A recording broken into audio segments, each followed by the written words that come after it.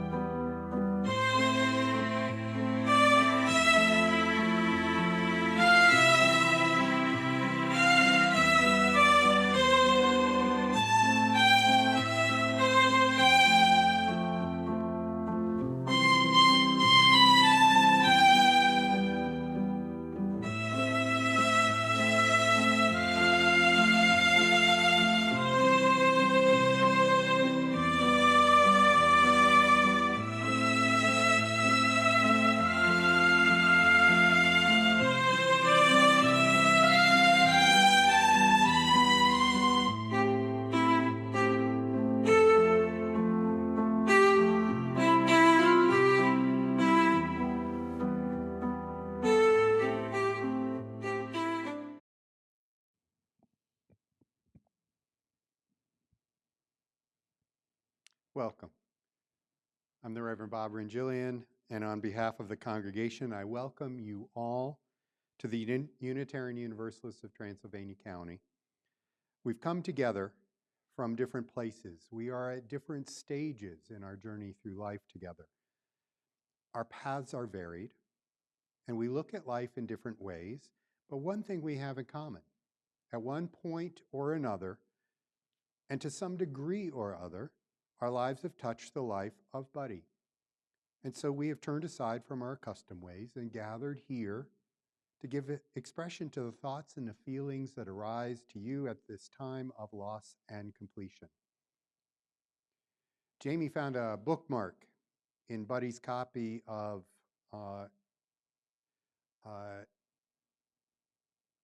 it's to the Each Season by Rod McEwen, and it had been gifted to his brother who passed away in 1991.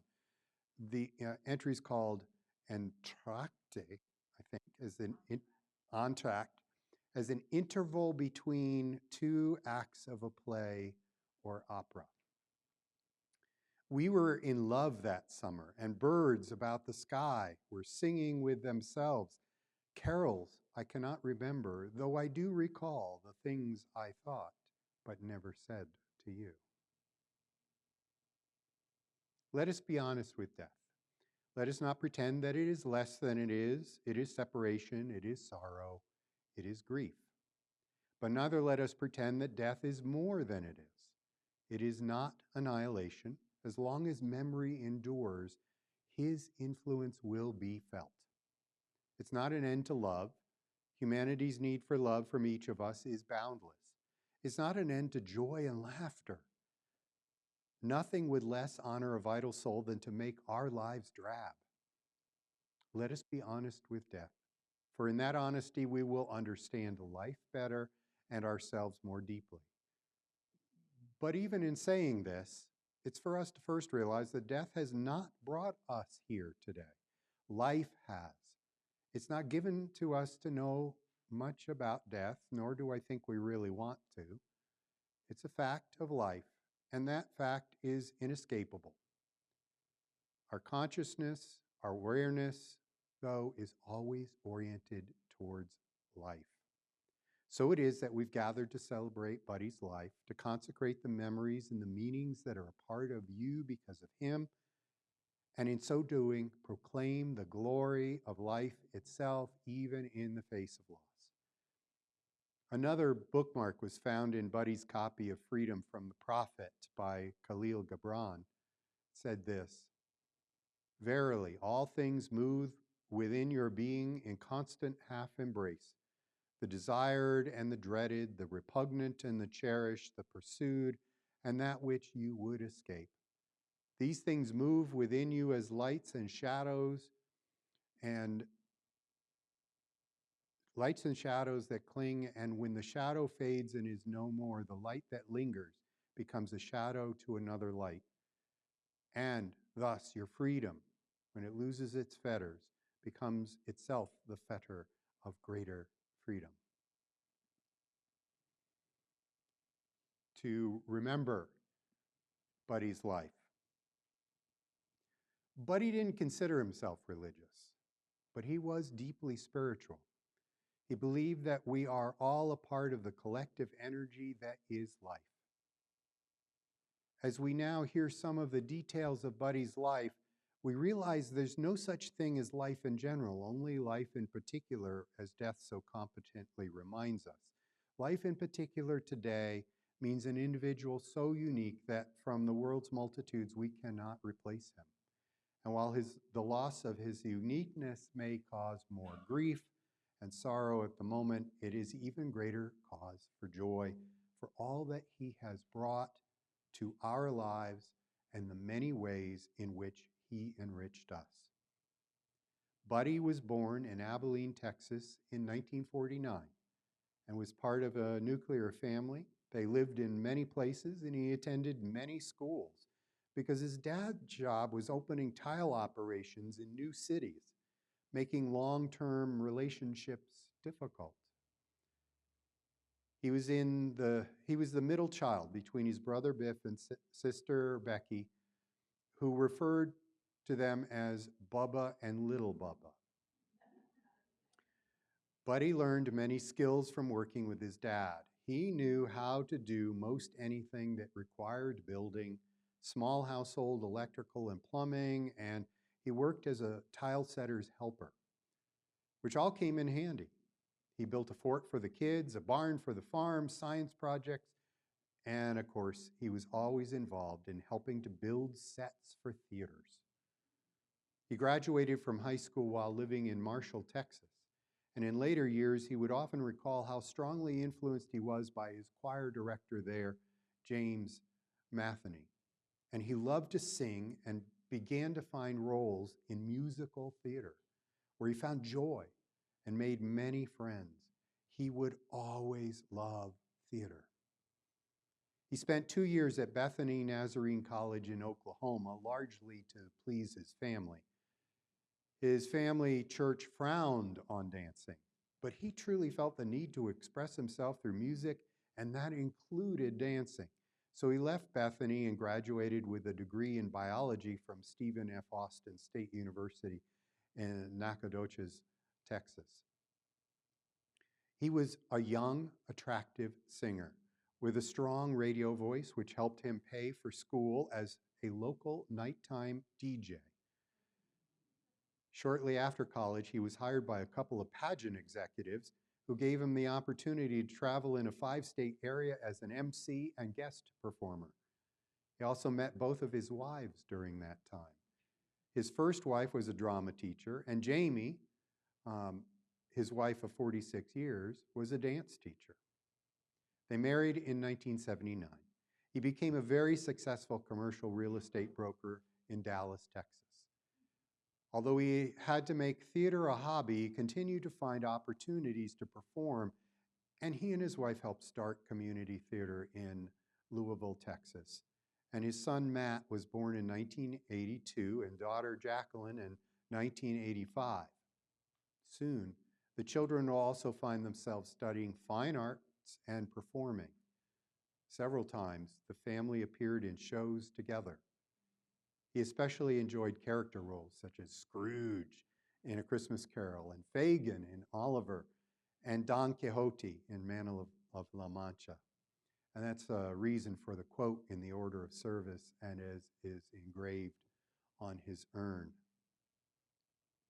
After 35 years in Dallas and the real estate market, Buddy and Jamie decided to retire to a smaller town in a cooler climate. So in 2013, they purchased a bungalow close to here in the town of Brevard. The joke, however, was that he didn't understand why they didn't rent anything first. He had to be reminded that they had arrived with 2 greyhounds, 9 cats brought from their small farm in Texas, and who would have rented to them? At first, retirement was unsettling for him, so he decided to go back to school. But he was still a practicing massage therapist when illness cut his life short. Sadly, by the time they retired, he already had cancer twice. The first time left him unable to sing to the aggressive radiation treatment on his neck and throat. He was devastated that he could no longer be able to sing, and he fought a constant battle with aspirating food and liquids, which would cause him to be hospitalized 3 times with pneumonia. Still, he loved to work out, and he kept himself physically strong and was working on the spiritual aspects of his life. He framed a quote from Dr. Wayne Dyer that he found helpful in his pursuits, which said, "When you change the way you look at things, the things you look at change." He found his place here at the Unitarian Universalist congregation and joined the choir. He participated in NAACP events, and he was a member of the Reader Theater at Silvermont. He planned to consult with more doctors and a speech therapist as he continued to seek out ways to rebuild and strengthen his voice. He wanted to be able to sing to his wife again on their 50th wedding anniversary. Over the years, Buddy survived cancer, pneumonia, broken ribs, a punctured lung, COVID, and an arterial dissection in 2019, which was a small miracle. And no one could have predicted the outcome of this last open heart surgery. He aspirated almost immediately after surgery and fought hard, but could not overcome the damage to his lungs. The cause of death was called pulmonary fibrosis and bronchopleural fistula. Buddy was 76 when he died on July 7th, 2025. He loved his family and all the furry kids that you would have noticed in most of the pictures with him. He loved caring for the hummingbirds and the white squirrels that frequented the deck. And he made a habit of starting every morning with the joy of reading a good book. Now, William Casey had gathered selected names of individuals who will speak in this service. I'll follow that list, and I can pass the microphone to each of those selected people. However, if you have the ability to stand near the center aisle, the people who are watching online can actually see you as you're speaking. I hear Becky first. I'll give you this microphone so people online can hear you. So there, try it on.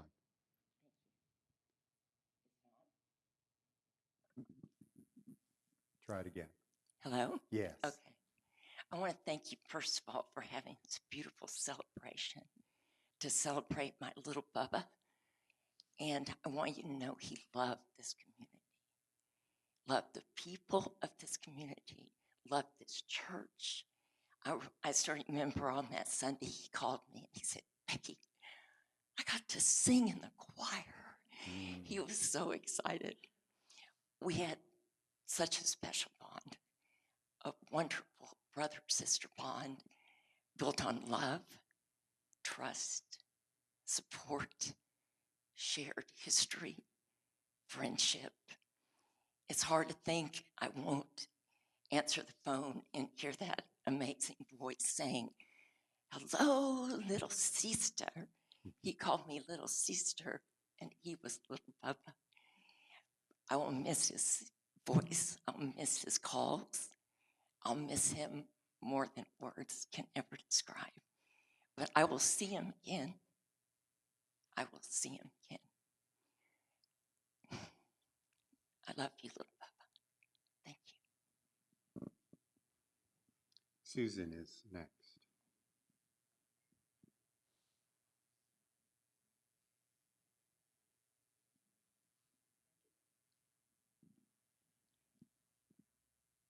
Well, I stand in front of you as someone who barely knew Buddy.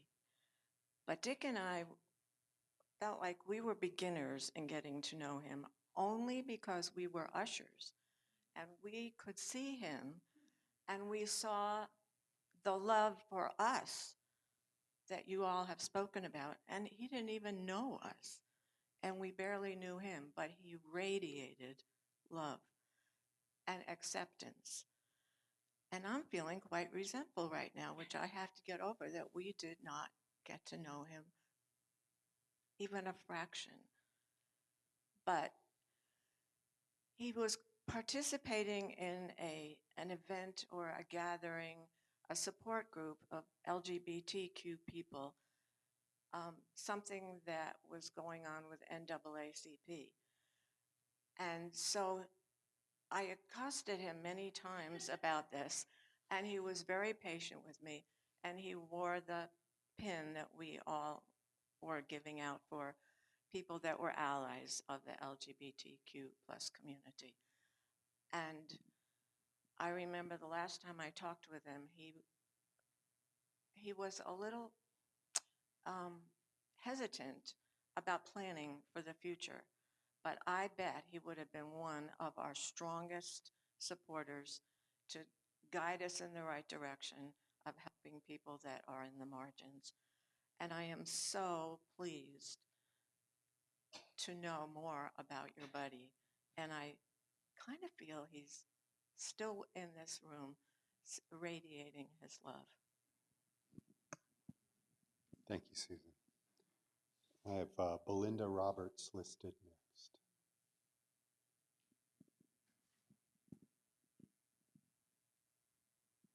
Thank you. I'm worked with Betty for 9 years. This is going to be hard for me. I'm so sorry. Um, so I wanted to tell you how we met. My husband and I bought, let me see if I can get a hold of myself, what had been the Elks Club in Brevard in 2014 and began the refurbishing of it. And in 2015, we were ready to open his side of the building, which was a banking business. And so we were working hard at getting the other side open, and suddenly there were two people banging at the door that wanted in and wanted a room to work from right away. And it was Buddy and his business partner, Nancy McCullough, and they had lost the space they were renting for their work, and they wanted a space right away because they had devoted clients that wanted them back now. So I said, "I'm sorry, we're just not ready." And he said, "What do you need? I'm very handy." And so I don't remember if he did hung doors or anything like that, but he did volunteer to do anything. But he ended up doing quite a lot of painting. We had the whole place left to paint, and he jumped right in and helped us get the building painted and opened. And he and Nancy moved into their different spaces in the back hall. And Buddy had been there ever since, always offering that kind of support for anything we did. And such a humor, loved his wit, loved his political commentary. Had to get him to keep his voice down with that, and loved just the fact that if there was anything we were going to do, if it was an open house or whatever, he was ready to put in all of his energy behind it. He never met a stranger and loved his clients, but he seemed to love everybody there, and just really uh, was truly very warm and witty and supportive in all ways. And I had no idea. I mean, he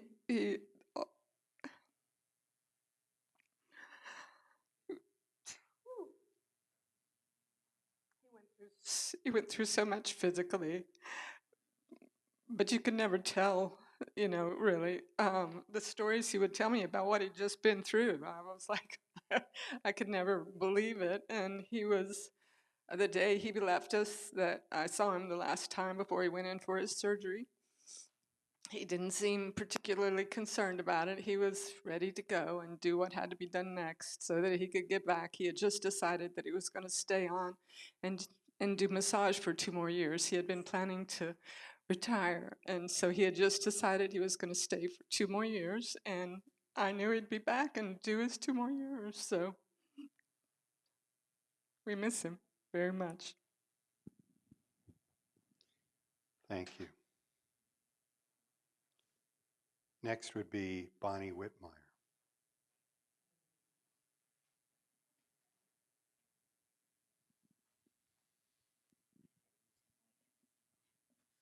Just pretend it's an ice cream cone. I'm not used to mics. So it has to be Mics, close hello? enough for your tongue to There. touch it. There you go. Thank you. Yeah, thank you. It just has to be really close. Okay. Oh, I heard me. Yes. um, we've got our pretty significant theater contingency here in the back. I didn't know I was going to be talking. I don't even know what I'm going to say because it's difficult. I feel for you. I've been through it 6 months ago. Oh, sorry. um, what to say? Buddy was a favorite of everybody. We had a readers theater group since our theater is, we don't have it anymore. And we meet every Monday, every week, and Buddy would come, and we've all gotten to know each other through our readings and whatnot. And he was always a favorite, and we all are favorites with each other. We're very supportive, and he's very supportive. And can help me out with any of this, guys. I'm out of it. Yeah, he was a dr- he was a drone. It's one of the last scenes, dramatic dealings that we were dealing with. We sit around tables at Silvermont, and each of us reads different parts. And he was part of a beehive group, and he was a drone, and it sort of fit his personality that what he did not believe in, he was not going to do no matter what. And that was part of the theme of this little skit. And I thought that was really neat. I don't have anything else to say, just that he was wonderful. We miss him terribly. Thank you. Thank you, Bonnie. Our final speaker is Vanessa Cowie.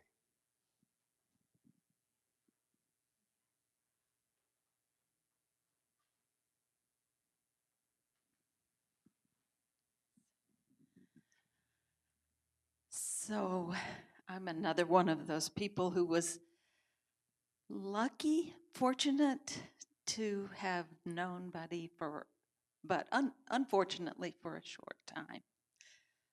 And our paths crossed both in the Readers Theater group that Bonnie just spoke about and here at the UU Church of Transylvania County, and also at events organized by the NAACP.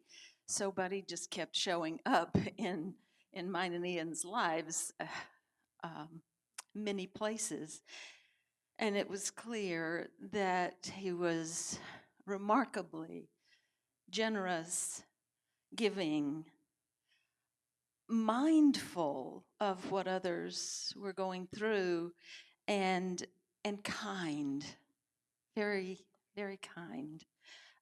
You could also funny, as has been mentioned. He was not above nagging and nudging in a friendly way. He'd be like, "Where were you at church last Sunday?" Or, "Why weren't you at Readers Theater?" And it always felt good because you knew he'd noticed and been thinking. This was very supportive. So he was generous and giving, and he made it seem so effortless. I'm sure he must have been a very busy person. I was going to tack on to what Bonnie said. You could count on him to perform from a older soldier debating the merits of the lunch menu with a fellow veteran. He played a jilted sad sack whose only friend was his fish spot. And then, very memorably, he played the gay drone honeybee. And he was remarkably talented, and yet made all of us better by his example and by his supportive attitude. And I just want to say, I am one more person whose world was made better for having known Buddy for the time that I did. Thank you.